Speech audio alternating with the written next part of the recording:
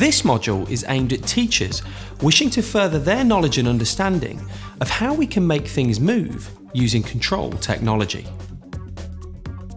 During the module, we will explore the principles of automation and examine in depth some examples of system and control and their application in an industrial setting. The focus will then move on to how we can exemplify these principles in an exciting and dynamic way to ignite the imagination of pupils in schools.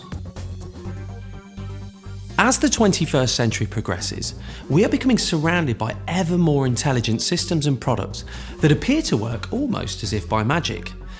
Doors open as you approach them, lights come on when you enter a room. If it's cold, the heating turns on, and the fish even get fed if you don't make it home. These are all very simple, everyday examples of automation. The contemporary world of manufacturing also makes use of intelligent, interactive machines and systems capable of functioning independently. Although much more complex, they still use the same technological principles to create dependable and lean production systems, which require only minimal human intervention. A fundamental requirement for any system is that it does physical work to benefit human beings.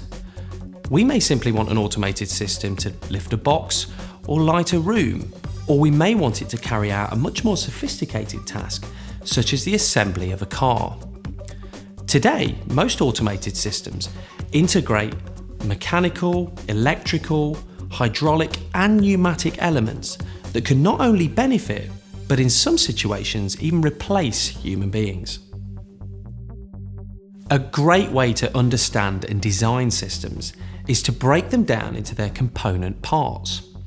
Most simple systems are comprised of three basic elements, and we call them input, process, and output. Take the example of an automatic garage door. Here, the driver presses a switch which sends an input signal to trigger the system. This input signal is then received by the intelligent part, or the brain, which processes the input signal and decides on an appropriate course of action or output. In this example, the signal is sent to an actuator, for example, a motor connected to a linkage mechanism, which opens the garage door. Most automated systems, however, are far more intelligent and versatile than this. A fourth element, called feedback, is introduced into the system. Feedback is the term used to describe the use of sensors to pick up information during a process and communicate these back to the brain. In our example, this could be the sensor telling the motor to stop once the garage door has fully opened. A fully automated system uses feedback to continually monitor the actions it should take as conditions change, which can be done without any human intervention. However, to interpret and act upon this feedback, the brain of the system needs a set of instructions to inform decision making.